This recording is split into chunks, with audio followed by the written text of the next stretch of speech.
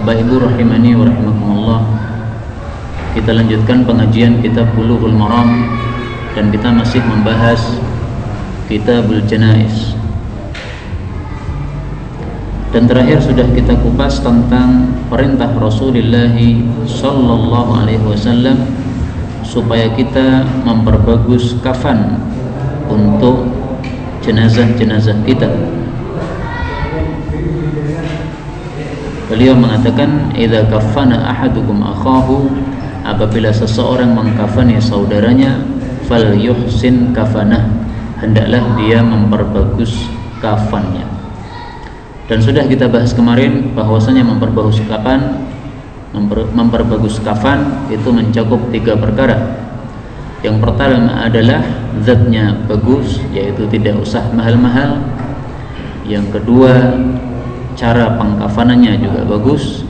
Dan yang ketiga adalah kain kafannya sendiri sifatnya bagus. Kita lanjutkan hadis berikutnya, hadis 550. Ini hadis yang sedikit menjelaskan makna memperbagus kafan tadi. Faqala al-muallif rahimahullahu ta'ala wa nafa'ana bihi wa bi'ulumihi fid dharain amin. Wa an Ali radhiyallahu anhu qala sami'tu an-nabiyya sallallahu alaihi wasallam yaqulu la tughalu, janganlah kalian itu bermahal-mahal fil kafan, dalam masalah kafan. Kenapa? Fa innahu, sesungguhnya kafan itu yuslabu, akan dicabut, yaitu dari si mayit, sari'an, dengan cepat. Hadis diriwayatkan oleh Abu Dawud.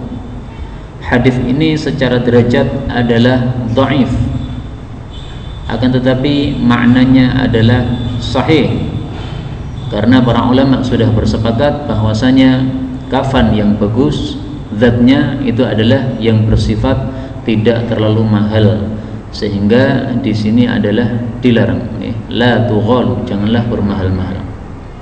Dan secara nalar masuk akal, karena kalau kita pilihkan kafan yang mahal, sementara kita tahu bahwasanya kafan itu nanti akan cepat rusak dimakan oleh tanah atau oleh belatung, maka ini sesuatu yang mendekati kepada mubadzir.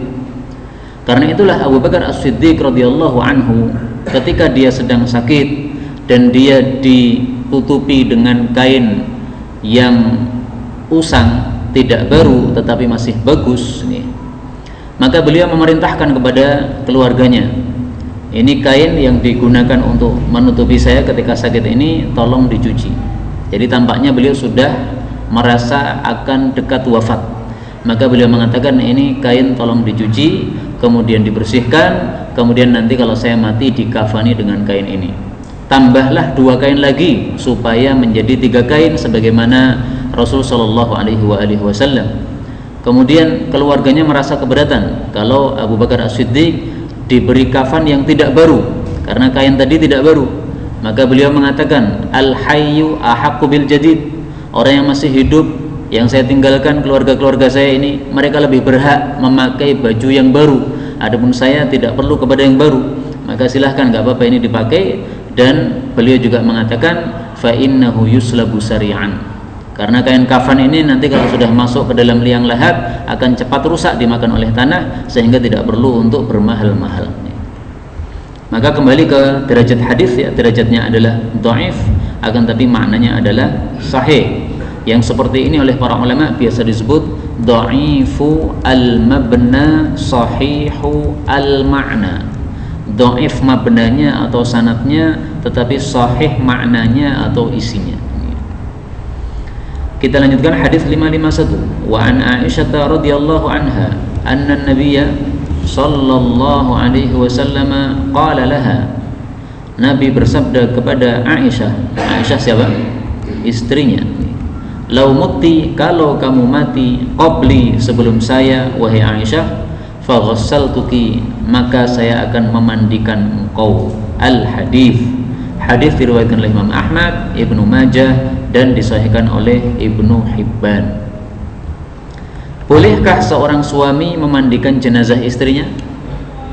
Boleh menurut hadis ini. Tetapi para ulama berselisih pendapat. Mayoritas para ulama berpendapat boleh, Sementara mazhab Hanafi mengatakan tidak boleh. Kenapa tidak boleh? Karena sudah putus hubungan pernikahan. Kita menikah dengan seorang wanita, ketika kita cerai berarti sudah putus hubungan, kalau sudah habis masa iddahnya. Demikian juga kalau dia mati berarti sudah apa? Putus hubungan. Buktinya apa? Buktinya kalau istri kita sudah kita cerai, sudah habis masa iddah, kita boleh menikahi adiknya istri. Kenapa? Udah putus hubungan dengan istri kita. Demikian juga kalau istri kita mati, kita boleh menikahi adik dia. Kenapa? Karena sudah putus hubungan kita dengan istri kita. Nah, maka karena sudah putus hubungan suami istri ini, maka menurut mazhab Hanafi sudah tidak boleh suami memandikan istri. Udah putus hubungan, bukan istrinya lagi. Tetapi kalau kita perhatikan bahwasanya mazhab Hanafi ini hanya menggunakan penalaran. Penalarannya adalah karena sudah putus hubungan berarti sudah tidak boleh sentuhan, berarti sudah tidak boleh memandikan. Tetapi di sini hadis sangat jelas menunjukkan bolehnya seorang suami memandikan istri. Nah, sekarang kalau ada hadis bertentangan dengan penalaran, mana yang didahulukan? Penalaran apa hadis? Pasti hadis nih, karena dalil dalam Islam ini kan ada 4 atau ada 3. Yang pertama adalah Quran, yang kedua adalah sunnah, yang ketiga adalah kesepakatan para ulama, yang keempat adalah qiyas terhadap Quran atau sunnah. Nah, maka penalaran-penalaran seperti itu kalau bertentangan dengan dalil atau Quran dan sunnah, maka kita dahulukan dalilnya.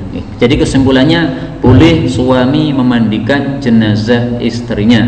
Dalilnya tidak hanya satu ini. Yang pertama ini sabda Nabi SAW. Yang kedua juga Fatimah radhiyallahu anha. Fatimah itu siapa? Putrinya Nabi. Ketika dia mati, sebelum matinya sudah berwasiat, wahai suamiku Ali bin Abi Thalib, nanti kalau saya mati tolong saya dimandikan.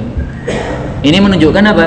Bahwasanya seorang suami memandikan istrinya, jenazah istrinya, itu adalah sesuatu yang sudah ma'ruf, sudah dikenal di kalangan para sahabat, sehingga Fatimah mewasiatkan kepada suaminya. Dan ketika Ali memandikan jenazah Fatimah, tidak ada satupun sahabat yang mengingkari. Nah, maka ini sudah cukup sebagai dalil, karena ini berarti kesepakatan para sahabat. Sahabat sepakat boleh seorang suami memandikan jenazah istrinya. Nah, sekarang muncul pertanyaan, bagaimana kalau dibalik, istri memandikan jenazah suami? Boleh enggak? Boleh juga, Kalau suami kepada istri boleh, berarti istri kepada suami juga boleh. Tapi perlu kita cari dalilnya supaya lebih mantap. Apa dalilnya bahwasanya seorang istri boleh memandikan jenazah suaminya? Tayyib, kita baca beberapa hadis berikutnya, mudah-mudahan kita ketemu dalilnya. Hadis 552. Wa an Asma binti Umais, dan dari Asma binti Umais, dia ini adalah istrinya Abu Bakar As-Siddiq radhiyallahu taala anhu.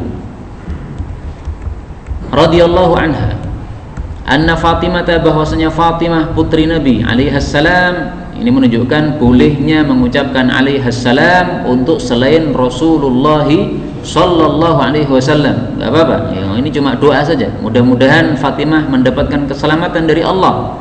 Ausat, dia berwasiat ayyughassilaha, supaya memandikan jenazahnya Ali bin Abi Thalib radhiyallahu taala anhu, yaitu adalah suaminya sendiri. Hadis diriwayatkan oleh Ad-Darqutni. Inilah hadis yang saya maksudkan tadi, bahwasanya Fatimah radhiyallahu anha telah dimandikan oleh suaminya, yaitu Ali bin Abi Thalib radhiyallahu taala anhu. Adapun kembali ke masalah yang saya sampaikan tadi, bolehkah seorang istri memandikan jenazah suami? Maka dalilnya ada 2 juga. Yang pertama adalah perkataan Aisyah radhiyallahu anha. Aisyah mengatakan, seandainya kami para istri-istri Nabi ini tahu urusan masalah jenazah ini, niscaya kami akan memandikan jenazah Nabi SAW. Artinya dulu ketika Nabi wafat, mereka itu blank pikirannya, tidak terfikir kalau akan memandikan jenazah Nabi SAW. Akhirnya para sahabat laki-laki lah yang memandikan jenazah Rasul sallallahu alaihi wasallam. Nah, begitu selesai penguburan, kemudian lewat beberapa hari, baru terbersit dalam pikiran Aisyah radhiyallahu anha. Kenapa kami dulu para istri-istri Nabi kok tidak yang memandikan jenazah Nabi sallallahu alaihi wasallam? Nah, ini perkataan Aisyah tidak diingkari oleh para sahabat. Ini berarti menunjukkan dibolehkannya hal itu. Itu sudah ma'ruf, sudah dikenal di kalangan para sahabat bahwasanya boleh hal itu dilakukan. Dalil yang kedua, perbuatan Asma binti Umais. Saya katakan tadi Asma binti Umais adalah istrinya siapa? Abu Bakar As-Siddiq. Nah, Asma ini dululah dia yang memandikan jenazah suaminya, Abu Bakar As-Siddiq. Dan itu atas pesan suaminya. Abu Bakar mengatakan, nanti kalau saya mati, tolong istriku Asma binti Umais mandikan jenazah saya. Maka Asma binti Umais karena dia sudah tua, wanita, kekuatannya tidak banyak, maka dia minta tolong kepada Abdurrahman bin Auf untuk membantu memandikan jenazahnya Abu Bakar As-Siddiq. Maka Abu Bakar As-Siddiq ini dimandikan oleh dua orang. Satu Asma binti Umais, dua Abdurrahman bin Auf. Abdurrahman bin Auf laki-laki memandikan bersama perempuan. Loh, nggak ada masalah selama itu bukan khalwat, tetapi di tempat yang terbuka. Tidak boleh di tempat yang tertutup, karena kalau di tempat yang tertutup berduaan, ini tidak boleh. Tapi di tempat yang terbuka yang tidak akan terjadi fitnah antara dua orang ini, laki-laki dengan perempuan, maka itu tidak ada masalah. Dan itu pun juga harus tidak ada sentuhan antara keduanya. Nah, mungkin Abdurrahman bin Auf ini memandikan bagian atas dari badannya Abu Bakar As-Siddiq, sementara bagian bawah dari badannya dimandikan oleh istrinya Asma bintu Umais. Nah, bisa jadi seperti itu, sehingga tidak terjadi sentuhan antara dua orang ini. Baik, kita lanjutkan hadis 553. Wa an Buraidah radhiyallahu anhu fi qissatil Ghamidiyah, di dalam kisahnya wanita Ghamidiyah. Ghamid ini satu kabilah, ya, kabilah Ghamid. Allati amara an-nabiyyu sallallahu alaihi wasallam, yang Nabi memerintahkan birajmiha, untuk merajam dia, fi zina, karena dia berzina. Qala, Buraidah mengatakan, thumma, kemudian amara biha, Nabi sallallahu alaihi wasallam memerintahkan terhadap si Ghamidiyah tadi, fasulliya 'alaiha, lalu disolatkan terhadap jenazahnya, wa dufinat, dan dia pun dikuburkan. Hadis diriwayatkan oleh Imam Muslim. Hadis ini menunjukkan bahwasanya orang yang mati karena dihukum dengan hukuman had itu tetap berhak untuk disolatkan. Ada orang mati kenapa? Misalnya dirajam. Kenapa dirajam? Karena berzina. Ada orang mati dihukum had misalnya, kenapa? Dikisos. Kenapa dikisos? Karena dia bunuh orang, maka dibalas dikisos, maka tetap disolatkan jenazahnya. Inilah pendapat yang benar dalam masalah ini sesuai hadis yang sahih ini. Memang diperselisihkan oleh para ulama. Para ulama berselisih pendapat tentang seorang muslim yang mati tetapi dia fasik, salatkan apa enggak? Para ulama berselisih pendapat tentang orang muslim yang mati tetapi dia matinya karena dihukum dengan hukuman had. Karena kalau dihukum dengan hukuman had berarti dia melakukan dosa besar. Pelaku dosa besar termasuk orang fasik. Para ulama berselisih pendapat tentang anak zina, disolatkan atau tidak jenazahnya. Para ulama juga berselisih pendapat tentang orang yang mati bunuh diri, disolatkan atau tidak jenazahnya itu. Nah, semuanya ini diperselisihkan oleh para ulama, tetapi marilah dalam masalah perselisihan pendapat seperti ini kita merujuk kepada hadis yang ada yang sahih.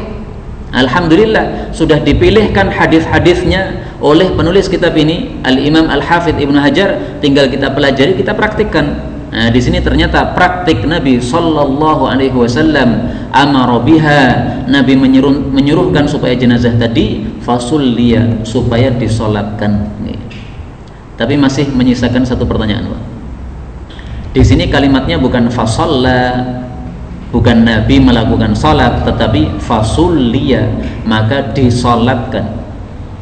Berarti tidak jelas ini apakah Nabi ikut mensolatkan atau tidak. Nah, disinilah fatwa Imam Malik muncul. Imam Malik mengatakan untuk Amirul Mukminin atau untuk imam, untuk pemimpin muslim, khalifah, ini tidak usah mensolatkan jenazah orang yang mati karena dihukum rajam seperti ini. Demikian juga yang mati bunuh diri, maka khalifah tidak usah mensolatkan, Imamul A'zam tidak usah mensolatkan. Yang mensolatkan siapa? Ya rakyat-rakyatnya. Buktinya di sini fasulliya, disolatkan. Berarti seolah-olah dikatakan Nabi tidak sholat, tetapi Nabi menyuruh para sahabat yang lain untuk sholat. Nah, maka kalimatnya sengaja diambil kata-kata fasulliya, disolatkan. Kalau ada sebagian kitab fasolah diganti aja. Yang benar adalah apa? Fasulliya.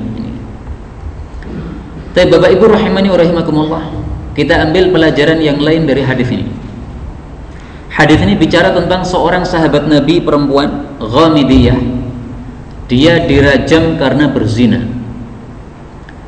Mengetahui kisah-kisah seperti ini, marilah kita pakai kaidah yang dijelaskan oleh para ulama, bahwasanya at-taibu minadz-dzanbi kaman la dzanbalahu.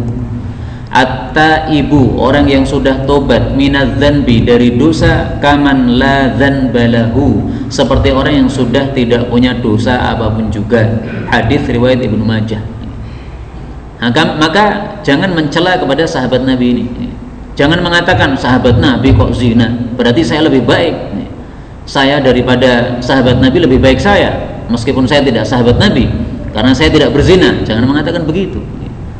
Jangan melihat kepada zinanya, lihatlah kepada apa? Tobatnya. Apalagi Ghamidiyah ini, dia datang langsung kepada Nabi SAW. Setelah berzina dia menyesal, datang kepada Rasul SAW. Ya Rasulullah, tolong sucikan saya. Kata-katanya begitu, Pak. Sucikan saya. Artinya dia tahu bahwasanya dia ini berdosa, karena zina berdosa. Nah, maka dia pengen untuk menyucikan dirinya.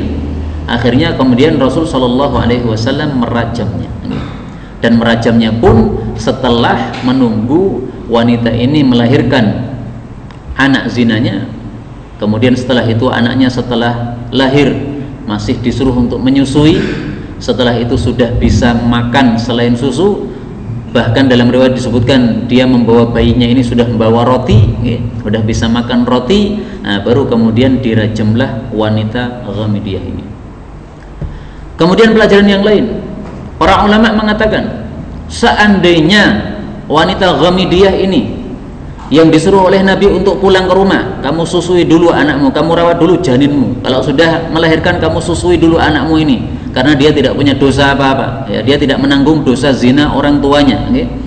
Nah, maka seandainya, para ulama mengatakan, seandainya wanita ini kemudian tidak balik kepada Nabi SAW, itu sudah cukup, dosanya sudah diampuni oleh Allah Subhanahu wa Ta'ala. Karena itu tidak wajib hukumnya orang yang terlanjur tercebur zina untuk mengaku, nggak wajib.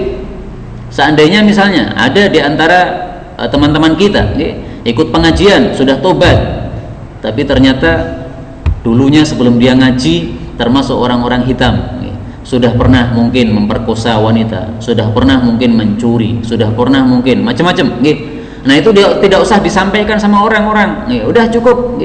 Apa yang lalu udah biarkan aja lalu. Kita sudah baik sekarang, udah tidak melakukan itu lagi, sudah nggak usah cerita-cerita. Bahkan lebih baik mana antara orang cerita seperti wanita Ghamidiyah ini lapor kepada Nabi SAW supaya dia dibersihkan, supaya dia dirajam, dengan orang yang diam tidak menceritakan, lebih baik mana? Lebih baik orang yang diam. Yang penting apa? Tobat kepada Allah Subhanahu wa Ta'ala. Lebih baik tobat diam daripada tobat kemudian melaporkan. Mungkin sebagian kita merasa aneh, masa sih diam lebih baik daripada melaporkan? Kalau melaporkan ini kan berarti malah tanggung jawab dia. Nah, maka jawabnya adalah, saya mengatakan itu lebih baik karena berdasarkan sabda Nabi Sallallahu Alaihi Wasallam. Perhatikan sabda Nabi Sallallahu Alaihi Wasallam, sangat jelas gamblang. Beliau mengatakan, ijtanibu jauhilah hadhil qadurat, perkara-perkara yang menjijikkan ini, maksudnya zina dan sebagainya, pokoknya dosa-dosa besar itu, allati nahallahu ta'ala anha, yang Allah sudah melarang darinya. Faman alamma bi syai'in minha, barang siapa yang terlanjur melakukan sesuatu dari perkara-perkara yang menjijikkan tadi, yang buruk tadi, falyastatir, kalimatnya jelas ya, hendaklah dia menutup diri, bisatrillah atau bisitrillah, dengan tutup dari Allah. Artinya tidak usah mencerita-ceritakan, sebagaimana ketika dia melakukan tidak ada yang tahu, itu berarti sudah ditutupi oleh Allah. Maka hendaklah tutupan dari Allah itu kita pakai, jangan cerita kepada orang lain, nggak usah bilang. Seorang wanita dulu pernah jelek, kemudian tobat, kemudian hijrah, kemudian menjadi wanita yang salihah, dilamar oleh seorang yang soleh, seorang ustadz misalnya, nggak usah cerita-cerita dulu saya pernah berzina, nggak usah cerita begitu. Andaikan ada tato pada tubuhnya, nggak usah cerita-cerita kalau memang tidak tampak tatonya. Tetapi hendaklah apa? Falyastatir, hendaklah dia menutup diri, bisatrillah, dengan tutupan dari Allah Subhanahu wa taala. Yang penting adalah wal yatub ilallah, dan hendaklah dia tobat kepada Allah Subhanahu wa taala. Kenapa Nabi menyuruh untuk menutup diri? Fa innahu man yubdilana safhatahu, karena siapapun yang menampakkan kepada kami lembaran dia, nuqim alaihi kitaballah, kami akan menetapkan kepadanya ketetapan Allah, yaitu hukuman had kepadanya. Ini hadis riwayat Imam Hakim, derajatnya adalah sahih. Nah, maka sekali lagi saya sampaikan, orang yang sudah terlanjur melakukan dosa besar lebih baik menutup diri, tidak mencerita-ceritakan, meskipun tujuannya untuk tobat, tidak perlu untuk menceritakan, tidak perlu untuk minta dihukum, tidak perlu. Tapi seandainya dia minta, ya nggak apa-apa, karena dilakukan oleh Ghamidiyah dan Nabi tidak mengingkarinya, dilakukan oleh Ma'is dan Nabi tidak mengingkarinya. Tetapi yang lebih afdal adalah tidak melaporkan. Faedah berikutnya, tadi saya sampaikan bahwasanya Imam Malik berfatwa untuk para imam a'zam, para khalifah, para amirul mukminin tidak usah mensolatkan orang yang matinya seperti ini. Kenapa? Apa hikmahnya? Hikmahnya adalah untuk membuat jera terhadap orang-orang yang lain supaya tidak meremehkan masalah ini. Coba kita pikirkan, seandainya wanita ini kemudian disolatkan oleh Rasul Shallallahu Alaihi Wasallam, kira-kira akan muncul pikiran pada sebagian orang yang memang hatinya kotor dengan syahwat. Dia akan mengatakan, udahlah saya zina aja nggak apa-apa, paling-paling nanti saya dirajam kemudian disolatkan Nabi. Kalau Nabi yang mensolatkan kan doanya mustajab, Pak. Allahumma gfir lahu, ya Allah ampuni dia. Jadi zina nggak apa-apa, yang penting disolatkan Nabi. Nah, coba kalau begitu mikirnya gimana? Nah, makanya para ulama mengatakan ini untuk para imam a'zam tidak usah mensolatkan. Rasul Shallallahu Alaihi Wasallam tidak mensolatkan, tapi menyuruh para sahabat untuk mensolatkan, sehingga disebut kata-kata di sini fasulliya, disolatkan alias Nabi tidak ikut mensolatkan. Wallahu a'lam bishawab. Kemudian sebagai penutup untuk hadis ini, bukan untuk majelis ini ya, tapi untuk hadis ini, bahwasanya madhab ahlu sunnah wal jamaah memang berpendapat semua orang muslim itu berhak untuk disolatkan, meskipun dia adalah pelaku dosa besar, meskipun dia minum minuman keras sampai kebanyakan, 5 botol dihabiskan sampai akhirnya mutah mati, tetap dia apa? Disolatkan. Kenapa? Dia muslim. Jadi setiap muslim itu wajib untuk disolatkan. Nah, termasuk juga orang yang meninggalkan sholat, sholatnya datnyeng, lebih suka nyeng daripada datnya. Datang paling-paling Jumatan tok, tetapi 6 hari tidak pernah sholat sama sekali. Nah, ini yang sholatnya tidak jelas seperti ini kalau kita meyakini dia masih muslim, berarti masih berhak untuk disolatkan. Meskipun memang ada khilaf di antara para ulama, tetapi pendapat yang saya pilih adalah itu. Wallahu a'lam bishawab. Hadis berikutnya 554. Wa an Jabir bin Samurah radhiyallahu anhuma qala, utiya, telah didatangkan kepada an-nabiy sallallahu alaihi wasallam birajulin, dengan seorang laki-laki, qatala nafsahu, dia bunuh diri. Bunuh dirinya dengan apa? Bimasyaqis, dengan masyaqis. Masyaqis itu artinya adalah tombak yang pendek. Falam yusalli alaih, lalu Nabi tidak mensolatkan terhadap jenazah ini. Hadis diriwayatkan oleh Imam Muslim. Hadis ini menunjukkan bahwasanya ketika ada orang yang bunuh diri, maka Rasul Shallallahu Alaihi Wasallam tidak mensolatkannya. Nah, kemudian para ulama berselisih pendapat, dia disolatkan atau tidak. Tapi sudah saya sampaikan kaidah Ahlus Sunnah wal Jamaah tadi. Ahlus Sunnah wal Jamaah mengatakan bahwasanya setiap orang Muslim berhak untuk apa? Disolatkan. Ini mayoritas Ahlus Sunnati wal Jamaah. Karena itu kesimpulannya, meskipun ada perselisihan pendapat memang di antara para ulama Ahlus Sunnah wal Jamaah, tapi mayoritas berpendapat orang mati bunuh diri tetap berhak untuk disolatkan. Adapun di sini falam yusalli alaih, Nabi tidak sholat terhadapnya, itu sama dengan kasus di atas tadi. Nabi tidak sholat, tetapi para sahabat sholat. Dalilnya apa? Mari kita lihat dalilnya. Ini pentingnya kita mempelajari hadis dari berbagai jalur riwayat yang ada. Hadis ini diriwayatkan juga oleh Al-Imam An-Nasai, tetapi dengan lafal yang berbeda. Perhatikan lafalnya.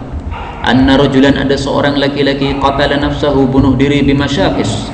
Faqala Rasulullah sallallahu alaihi wasallam, amma ana, adapun saya, fala usalli alaih, maka saya tidak mensolatkan terhadap jenazahnya. Hadis riwayat Nasai sahih. Kalimat ini kalau kita lanjutkan, adapun saya tidak mensolatkan, adapun kalian maka solatkanlah. Memang tidak ada kalimatnya itu, tapi sudah mafhum dari kalimat ini bahwasanya maksudnya adalah solatkanlah jenazah saudara kalian yang mati ini, karena dia sudah mati berhak untuk disolatkan, sementara saya tidak mensolatkan. Ini kalimatnya riwayat Imam Nasai. Amma ana fala usalli alaih. Maka sebenarnya kalimat ini kalau ditampilkan di dalam kitab Bulughul Maram sangat bagus. Misalnya di sini ditulis wa fi lafdhin Nasai, dan di dalam lafalnya Imam Nasai, amma ana, adapun saya, fala usalli alaih, maka saya tidak sholat terhadapnya, supaya orang paham bahwasanya maksud hadis ini adalah Nabi tidak mensolatkan, tetapi para sahabat-sahabat yang lain tetap apa? Mensolatkan. Alasannya kenapa? Sama dengan tadi. Karena kalau disolatkan oleh Nabi, nanti akan muncul pikiran sebagian orang, wah udah, daripada masalah saya rumit seperti ini, bunuh diri aja lah. Daripada mumet seperti ini, bunuh diri aja. Akhirnya nanti banyak orang mumet bunuh diri. Kenapa? Yakin nanti disolatkan oleh Nabi, doanya Nabi mustajab, sehingga dia pasti masuk jannah, pasti diampuni oleh Allah Subhanahu wa Ta'ala. Nah, ini rusak kalau begini caranya. Nanti banyak sahabat yang kemudian apa? Bunuh diri, atau banyak orang yang bunuh diri gara-gara pemikiran yang salah seperti ini. Nah, makanya terus terang dulu ketika ada salah satu ikhwan yang mati bunuh diri, sebagian ustadz mengatakan saya tidak mau salat karena hadis ini. Nah, maka saya jawab, itu sabda Nabi riwayat Imam Nasai adalah amma ana fala usalli alaih, yaitu Nabi SAW. Adapun panjenengan bukan Nabi dan panjenengan bukan Imam A'zam, maka panjenengan tetap salat sebagaimana para sahabat-sahabat juga salat. Wallahu a'lam bishawab. Hadis 555. Wa an Abi Hurairah radhiyallahu anhu fi qissatil mar'ah, dalam kisahnya wanita allati kanat, yang adalah biasanya taqummul masjid, menyapu masjid. Qala, Abu Hurairah berkata, fasa'ala anha, bertanya tentang dia an-nabiyyu sallallahu alaihi wasallam. Faqalu, maka mereka mengatakan, matat, wanita itu sudah mati. Faqala, maka Nabi bersabda, afala, kenapakah tidak, kuntum, kalian itu, adantumuni, memberitahukan kepada saya. Ini menunjukkan bahwa kalau ada orang mati hendaklah apa? Diberitahukan kepada orang-orang yang lain.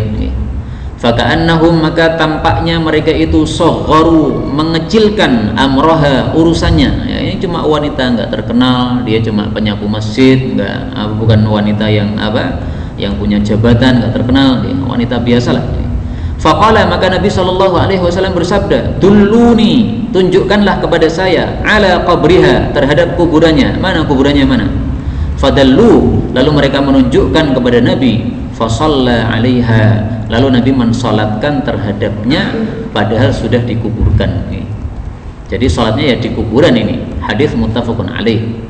Dan Imam Muslim menambahkan, "Tsumma qala," kemudian Nabi bersabda, "Inna hadhil qubur," sesungguhnya kuburan-kuburan ini, "mamlu'atun," dipenuhi, "zulmatan," kegelapan, "ala ahliha," terhadap penghuni-penghuninya, "wa innallaha," dan sesungguhnya Allah, "yunawwiruha," menyinari kuburan-kuburan ini, "lahum," terhadap mereka, "bisolati alaihim," dengan sebab salatku terhadap mereka. Bapak Ibu rahimani wa rahimakumullah, ini hadis bicara tentang bolehkah kita salat terhadap jenazah yang sudah terlanjur dikuburkan. Jawabannya adalah apa? Boleh. Meskipun ada perselisihan pendapat di antara para ulama. Sebagian ulama mengatakan tidak boleh secara mutlak. Sebagian lagi mengatakan boleh selama masanya masih belum lama. Sebagian lagi berpendapat boleh secara mutlak. Saya termasuk yang mengikuti pendapat yang terakhir, yaitu boleh mensolatkan jenazah orang yang sudah terlanjur dikubur secara mutlak. Baik sudah disolatkan maupun belum disolatkan sama aja. Mungkin misalnya orang kampung di suatu kampung nggak paham tentang sholat jenazah, akhirnya dikuburkan tanpa disolatkan, ya kita solatkan setelah itu. Atau sudah disolatkan tapi kita telat, juga boleh. Seperti dalam kasus ini sudah disolatkan ini karena para sahabat paham tentang sholat jenazah, tetapi Rasulullah SAW tidak sempat mensolatkan sehingga beliau mensolatkannya setelah dikuburkan. Kemudian masalah ini bercabang. Kalau kita mengikuti pendapat bolehnya mensolatkan jenazah setelah dikuburkan, bolehnya itu sampai berapa lama? Ini ada beberapa pendapat. Pendapat pertama mengatakan bolehnya 1 bulan. Kalau sudah lebih dari 1 bulan nggak boleh. Kenapa? Karena Rasul SAW pernah mensolatkan jenazah yang dikuburkan paling lama itu adalah 1 bulan, yaitu jenazahnya Bara' bin Ma'rur. Waktu itu Rasulullah ke Makkah, kemudian beliau pulang ke Madinah, ternyata Bara' bin Ma'rur sudah wafat. Zaman dulu belum ada pesawat terbang dan sebagainya. Nah, maka beliau terlambat, tidak ikut mensolatkan. Maka akhirnya beliau datang ke kuburannya setelah 1 bulan dan beliau mensolatkan. Ada lagi pendapat yang mengatakan selama jenazahnya belum rusak kira-kira. Karena kalau sudah rusak berarti kan sudah nggak ada jenazahnya. Kalau sudah nggak ada jenazahnya ngapain sholat? Berarti sholat terhadap sesuatu yang nggak ada. Ada juga yang mengatakan boleh disolatkan selama kuburannya masih basah, belum kering. Tapi kalau seperti ini susah juga, karena kalau musim panas ya 1 hari mungkin udah kering, karena panasnya sangat dahsyat, apalagi di padang pasir. Ada juga yang mengatakan boleh disolatkan selama kita termasuk orang-orang yang ahli mensolatkan dia apabila dia mati. Maksudnya gini, kalau ada teman kita mati, kita sedang haji misalnya. Nah sebenarnya kalau kita tidak haji, kita mensolatkan, itu berarti kita termasuk ahli yang mensolatkan dia. Tapi kalau misalnya jenazah yang kuno, jenazahnya Imam Nawawi, jenazahnya Nabi Adam, jenazahnya Nabi Muhammad SAW, nah maka apakah disyariatkan kita untuk mensolatkan jenazah mereka ketika kita datang ke kuburan-kuburan mereka? Nah ini yang diperselisihkan. Tapi sekali lagi pendapat yang saya ikuti sekarang, dulu saya pendapatnya tidak seperti ini, tapi sekarang ini saya mengikuti pendapat yang mengatakan bahwasanya boleh kita mensolatkan jenazah yang sudah dikuburkan secara mutlak, baik dia sudah disolatkan atau belum disolatkan, baik dia masih basah kuburannya atau tidak, baik kita termasuk ahli solat terhadapnya atau tidak, baik kuburannya ini sudah 1 bulan atau lebih, sama aja. Maka kalau panjenengan ketemu dengan kuburan Imam Nawawi misalnya, atau kuburan penulis kitab ini Ibnu Hajar, nah, kemudian kita mensolatkan jenazahnya, nggak ada masalah. Kenapa? Mari kita nalar. Apa maksud dari sholat jenazah itu apa? Sholat jenazah maksudnya adalah doa, ya kan? Doa boleh kapan saja. Kita sekarang berdoa kepada penulis kitab ini, ya Allah ampunilah Al-Hafidh Ibnu Hajar, penulis kitab ini, karena dia telah berjasa kepada kita, sudah mengumpulkan hadis-hadis yang kita perlukan, maka mudah-mudahan dosanya diampuni oleh Allah. Boleh. Nah, maka sebagaimana sholat itu, sebagaimana doa itu boleh kapan saja, berarti sholat terhadap jenazahnya apa? boleh kapan saja. Wallahu a'lam bishawab. Panjenengan tidak setuju nggak apa-apa, tapi inilah pendapat ulama yang saya ikuti dalam masalah ini. Boleh kita salat terhadap jenazah siapapun yang kita belum mensalatkan jenazahnya apabila kita berada di depan kuburannya. Saya kembali ke masalah ini, ke hadis 55 ini. Ada beberapa faedah yang dapat kita ambil. Yang pertama di sini adalah faedah fadilah taqumul masjid, fadilah menyapu masjid. Ada seorang wanita yang biasanya menyapu Masjid Nabawi. Suatu hari masjidnya kok tidak disapu, maka Nabi bertanya, ini mana orangnya yang biasa nyapu? Ternyata beliau diberitahu sudah mati tadi malam. Nah, maka Rasulullah SAW sengaja memang tidak diberitahu karena beliau sudah tidur, dan para sahabat tidak mau dan tidak berani membangunkan Rasulullah SAW. Kenapa? Karena Rasulullah itu kalau mimpinya adalah wahyu, Pak. Sehingga khusus Nabi itu nggak boleh dibangunkan ketika apa? Tidur. Nah, maka para sahabat tidak berani membangunkan Nabi. Akhirnya mereka urusi jenazahnya, kemudian dikuburkan malam-malam. Ini kita ambil dua pelajaran. Pelajaran pertama, pentingnya menyegerakan penguburan jenazah. Jenazah mati malam dikuburkan apa? Malam. Jenazah mati pagi dikuburkan pagi. Jenazah mati siang dikuburkan siang. Jenazah mati sore dikuburkan sore. Ini cepat disegerakan. Ya, boleh ditunda sedikit sebentar apabila tujuannya untuk membanyakkan orang yang salat, gak ada masalah. Misalnya mati jam 3 malam atau jam 2 malam. Nah, kalau kita langsung kuburkan saat itu paling yang datang 5 orang, 2 orang, sedikit sekali. Nah, kita tunggu sampai ba'da subuh. Kita umumkan ba'da subuh, kemudian setelah itu kita kuburkan ketika sudah disolatkan jenazah. Nggak ada masalah kalau memang seperti itu. Tujuannya adalah untuk memperbanyak orang yang mensolatkan. Nanti akan kita baca hadisnya tentang fadilah memperbanyak orang yang salat jenazah. Ini faedah yang pertama. Faedah yang kedua, berarti ini menunjukkan pentingnya menyapu masjid. Menyapu masjid dimuliakan oleh Rasul SAW, sehingga ada yang mati padahal dia biasa menyapu masjid, diperhatikan oleh Nabi SAW. Nabi keroyo-royo datang ke kuburannya. Kenapa? Untuk mensolatkan jenazahnya. Nah, maka di sini satu hadis Nabi tentang fadilah nyapu masjid akan saya bacakan.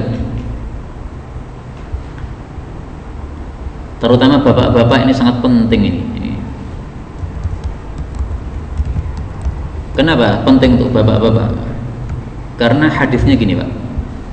Ikhrajul qumamati minha, mengeluarkan sampah dari masjid, dengan kata lain menyapu masjid, adalah muhurul huril ain, mahar-mahar untuk mendapatkan bidadari jannah. Pengen Pak istrinya banyak di jannah? Nyapu masjid, Pak. Tapi saya harus jujur, hadis ini diriwayatkan oleh Tabarani, dan hadis ini kata Syekh Albani dhaif. Nah, semangat betul hadisnya dhaif. Mungkin mengatakan wah kur dhaif we, rasito. Nah, saya sampaikan lagi, meskipun ini didhaifkan oleh Al Albani, tapi disahihkan oleh Al Imam Ad-Diya. Perhatikan ini, top itu Tabarani, Ad-Diya itu Imam Ad-Diya. Jadi yang meriwayatkan ini dua orang, Imam Tabarani meriwayatkannya, Imam Ad-Diya meriwayatkannya. Ketahuilah bahwasanya Imam Ad-Diya punya satu kitab yang sangat tebal, isinya adalah hadis-hadis pilihan, semuanya hadis yang sahih menurut beliau. Maka kalau diriwayatkan Imam Ad-Diya berarti maksudnya apa? Sahih menurut beliau. Nah, maka di sini kita tahu bahwasanya Imam Ad-Diya mensahihkan ini. Dan memang para ulama berselisih pendapat tentang hadisnya ini. Abu Qursafah ini diperselisihkan oleh para ulama, hadisnya Abu Qursafah tentang ini apakah sanadnya sahih ataukah tidak. Saya lihat Ibnu Hajar di dalam kitab Fathul Bari, beliau mengatakan sanadnya hasan. Nah, berarti minimal dua orang kita dapatkan, satu Imam Ad-Diya, satu Imam Ibnu Hajar menilai hadis ini hasan atau sahih. Karena itu semangatlah untuk menyapu masjid, insya Allah istri panjenengan banyak. Tapi bukan di dunia, di dalam jannah. Faedah berikutnya, dalam hadis ini disebutkan bahwasanya zada Muslim, Imam Muslim menambahkan di akhir hadis, sesungguhnya kuburan-kuburan ini dipenuhi dengan kegelapan terhadap penghuni-penghuninya, dan sesungguhnya Allah menyinari kuburan ini dengan sebab salatku kepada mereka. Ini tambahan hanya Imam Muslim yang menambahkan, Imam Bukhari tidak menambahkan. Ini hadisnya kan muttafaqun alaih Pak. Muttafaqun alaih berarti diriwayatkan oleh Bukhari sama Muslim. Tetapi Imam Bukhari tidak menambahkan kalimat terakhir ini, hanya Imam Muslim yang menambahkan. Dan saya cocok dengan Imam Bukhari. Menurut saya kalimat ini aneh, kalimat ini. Kalimat ini apa? Beliau mengatakan kuburan-kuburan ini penuh dengan kegelapan. Padahal kuburannya siapa nih? Kuburannya para sahabat nih. Nah ini kalau kuburannya para sahabat gelap, bagaimana kita kalau mati nanti? Oh tambah peteng dedet berarti. Oh, kuburan para sahabat yang orang-orang soleh saja gelap semuanya. Padahal kuburan itu kan ada dua macam. Ada yang terang benderang, menyenangkan. Ada yang gelap gulita, menyusahkan. Ada yang luas, menyenangkan. Ada yang sempit, menyusahkan. Ada yang penuh dengan nikmat, ada yang penuh dengan siksaan. Nah ini disebutkan penuh dengan kegelapan. Berarti ini kesusahan-kesusahan ini. Ini tidak mungkin kuburan para sahabat seperti ini. Karena itu Imam Bukhari tidak menganggap kalimat ini kalimat yang sahih. Menurut Imam Bukhari ini tidak sahih kalimat ini. Ini mudraj ini. Mudraj itu termasuk yang dhaif. Okay? Karena dia mudraj, karena dia dhaif, maka oleh Imam Bukhari dibuang, tidak dipakai. Okay? Sementara Imam Muslim meriwayatkannya. Nah, saya pribadi cenderung kepada Imam Bukhari bahwasanya hadis ini yang sahih adalah tanpa kalimat terakhir ini. Kenapa? Karena ini adalah kuburan-kuburan para sahabat. Para sahabat tidak mungkin kuburannya penuh kegelapan, nggak mungkin. Okay? Mereka adalah orang-orang yang soleh. Kita harus husnudzon kepada para sahabat. Mereka orang-orang yang baik. Pasti kuburannya luas, kuburannya terang, kuburannya penuh dengan kenikmatan dari Allah Subhanahu wa Ta'ala. Wallahu ta'ala a'lam bissawab. Inilah yang dapat kita bicarakan pada malam hari ini. Insyaallah hadis-hadis berikutnya kita baca pada waktu yang lain, karena kita sudah masuk pada bab baru nanti, yaitu bab boleh enggak kita mengumumkan kematian orang yang mati, boleh enggak lelayu. Tapi kalau ada sisa waktu, kalau ada tanya jawab, dipersilahkan, baik berkaitan dengan materi